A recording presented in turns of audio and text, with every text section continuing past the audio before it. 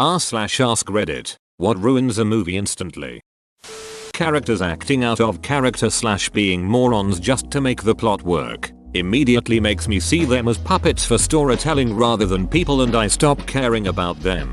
The last 2 seasons of Game of Thrones, especially Tyrion Lannister and Daenerys Targaryen, it's straight up character assassination. That all the major issues could be solved by a simple conversation, but instead no, I don't have time to explain, leading to forced conflict from misunderstanding. Lem explain, pause no, is too much, lem sum up. Except he actually does sum it up well and they make a decent plan from it, lol. In superhero movies, when the balance of someone's abilities constantly changes, especially in fight scenes when a character could end the fight in 2 seconds but that doesn't allow for an epic battle scene, so instead that character just randomly decided to avoid using their most valuable abilities. This completely takes me out of the moment. The Flash series lost me because of this issue. Literally every fight with a non-speedster would be over in 0.2 seconds. Every single speedster movie, series, or comic is bad for exactly this reason. Their power cannot be matched. They have to fall through plot hole after plot hole for there to be a story at all. Forced romance. Sometimes movies don't need it and that's okay. I do love it when films subvert expectations and the 2 lead characters don't end up together, or just stay really good friends or something. The romances are almost always too shallow, born out of shared trauma more than actual compatibility, nothing suggesting an actual healthy relationship. This is why Keanu Reeves and Sandra Bullock base their relationship on sex instead in speed. When they give out the whole plot in a trailer. I'm getting so tired of 2+ minute trailers these days, and then they take it a step further by releasing 3, 4, 5 of them. Like, WTF do you expect us to watch? We've already seen all the plot points of the movie. Yeah, they just want us to come to the movie to watch the end. I still don't understand the logic behind 2+ minute trailers. Are you enticing audience or averting them from watching your movie? A forced romance between 2 characters which doesn't add anything to the overall plot. Annoying as shit. Like Rare Hobbit's love triangle between Killy Toriel and Legolas. I hated this one. Whispered dialogue, ear-shattering action sequences. Living in an apartment and actually care to not piss off my neighbors. The volume spikes and drops kill me. Makes a good movie nearly unwatchable. When serious injuries, gunshots, stabbing, hit by car, only affects the protagonists for a second, then they're right back into action like nothing happened, but if you sneeze on a henchman he's dead instantly. Edit. The comments most mentioned offenders Black Widow Starship Troopers. Yes, it's satire, I get it. The public has mentioned it continuously, that's why it's here. Netflix The Punisher John Wick 3 Game of Thrones Arya stabbing Prometheus C-section. For real. Good guy takes 2 rounds to the torso and 1 to the liver, and still defeats bad guy in a 10-minute hand-to-hand battle. Minor henchman gets kicked in the chest and he's out for the duration. What are you doing, son? Just drop to the floor. Nigel Powers. Breaking the rules they set. The rules of your universe can be as batshit as you like, but once established they should be followed. If an established rule is broken, characters should at least notice that shit isn't right.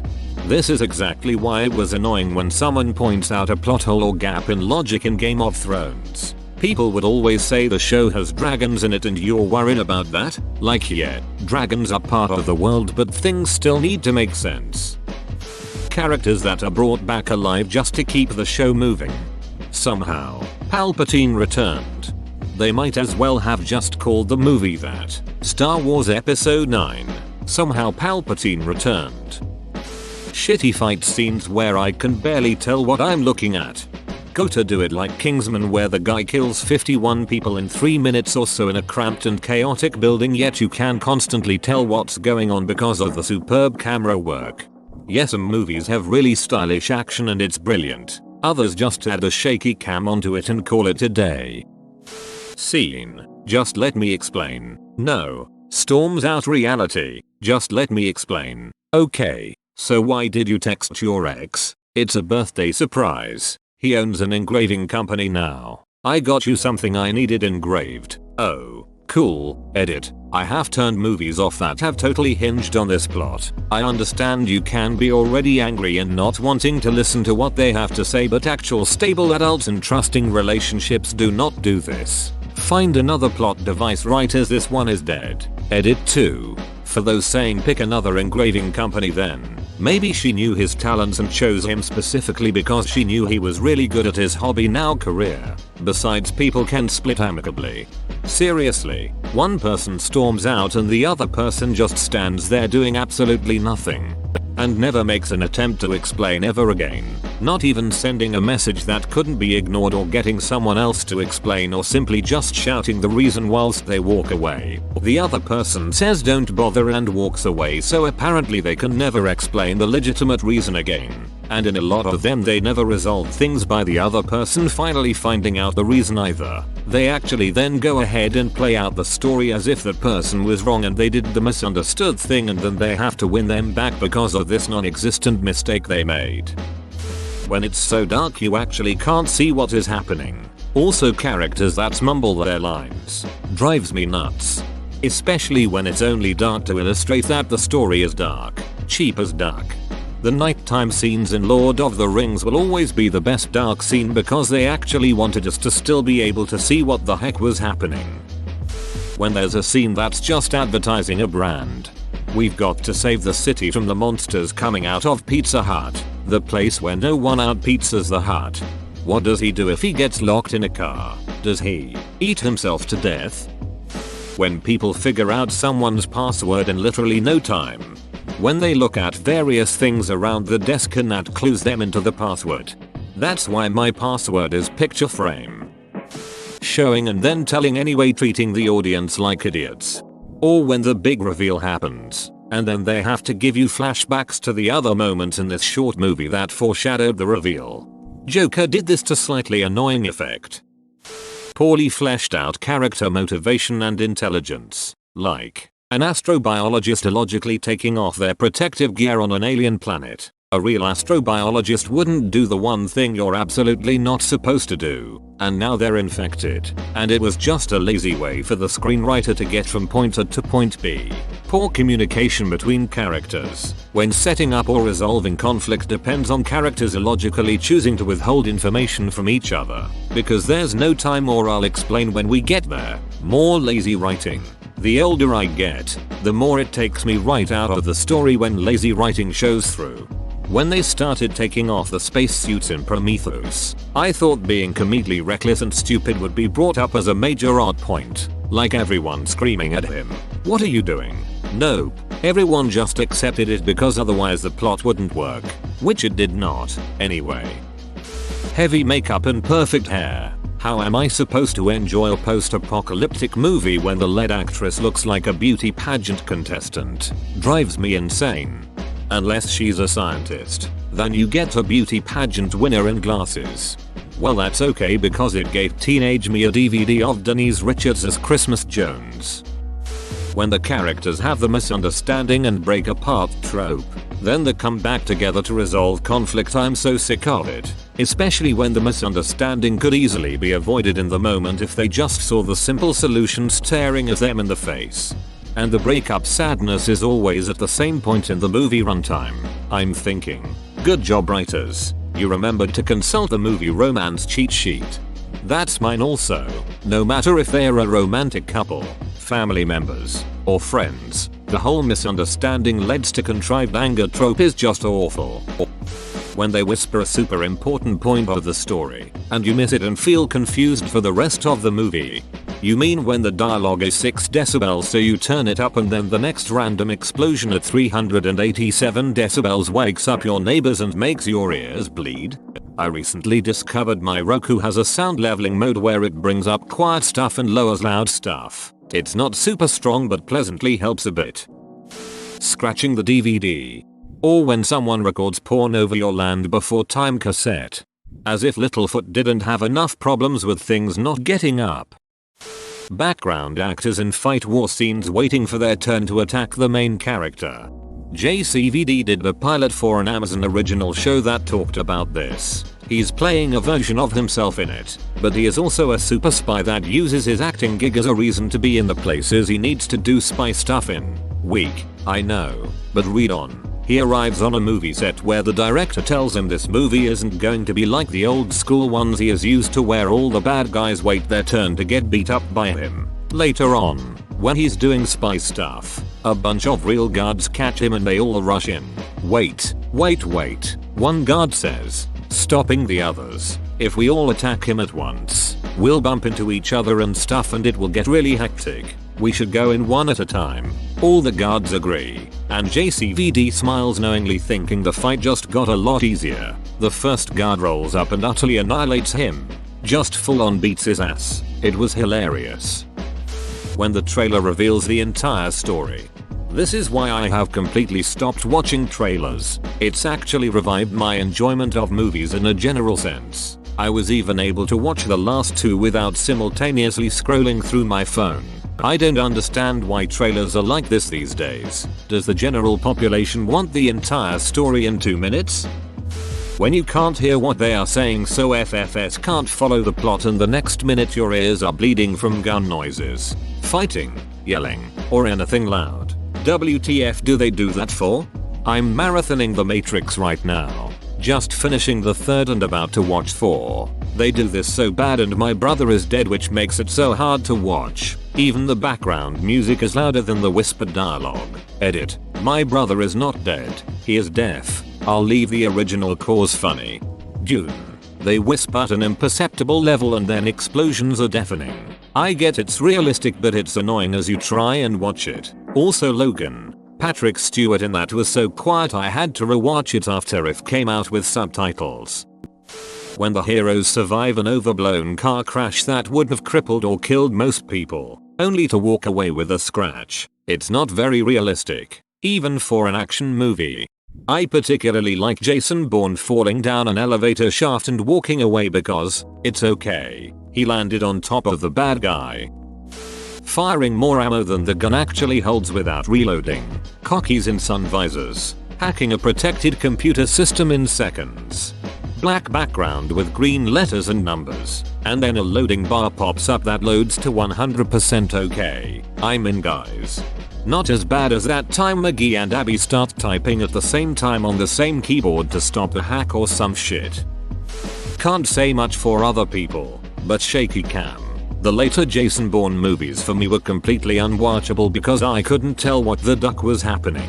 Another personal thing that takes the wind out of some movies for me is when they crowbar in the title of the movie towards the end. Eat it. I just remembered, as a horror fan, poorly explained monsters that have no rules. I am specifically talking about Bird Box where the monsters can seemingly do anything and everything.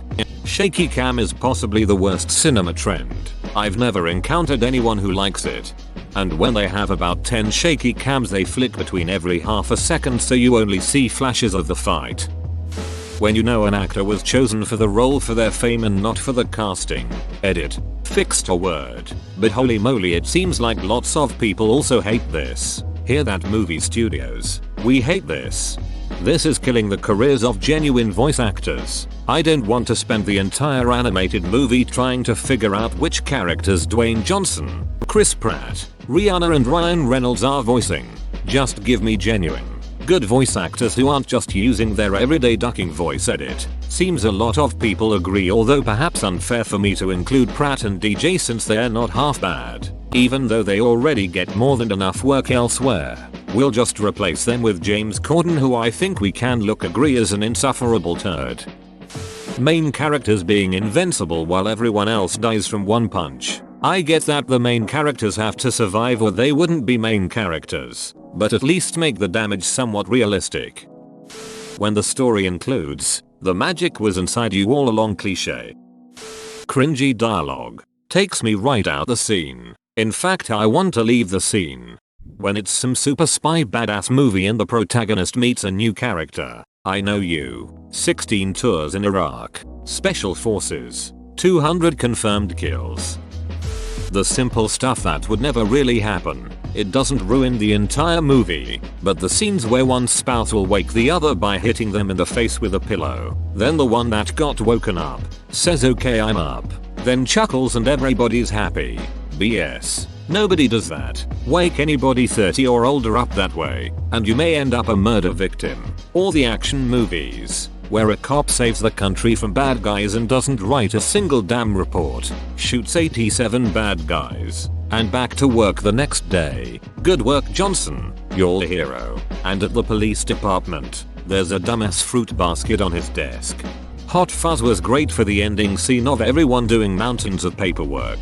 Or when people have these amazing breakfasts on the table, take a bite of something and leave, and everyone else in the family is just fine with it. If I have that kind of breakfast on the table I am finishing every last ducking bite. If my kid does that, right back to the table they go. When the trailer explains the whole ducking story, shitty theaters making their own spoiler heavy banners with Photoshop when someone tells you spoilers. Duck you Ethan. Cringe script. Yeah, duck Ethan.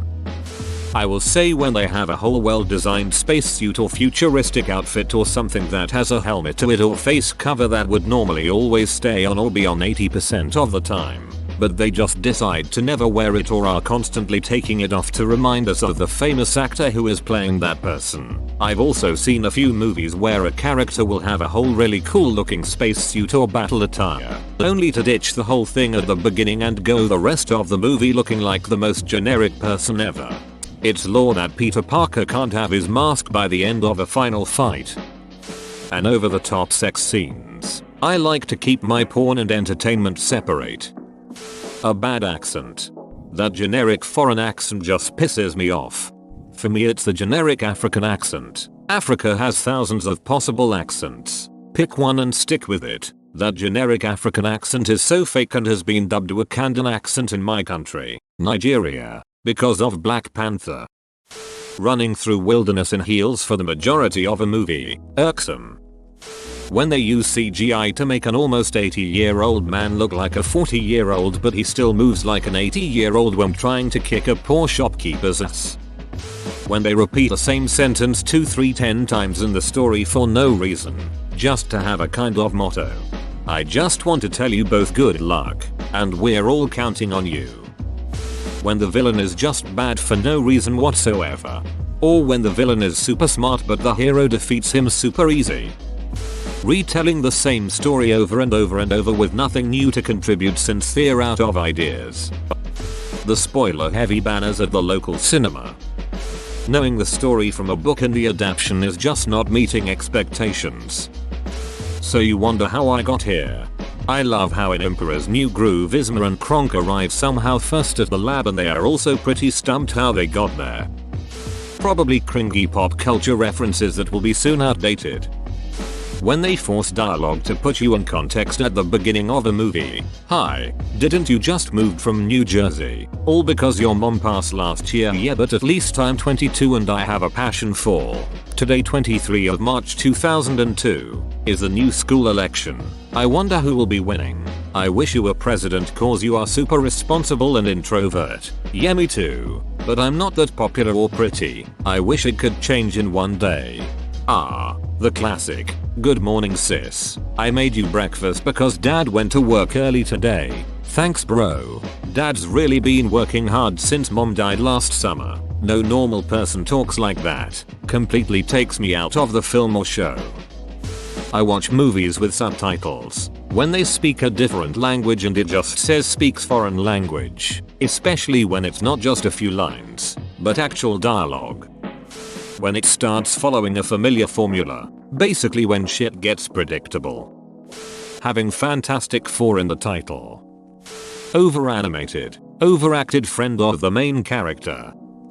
Time period movies where every car looks like it just drove off the lot. What cars never get dirty in the movies? Gwyneth Paltrow. Empty cups.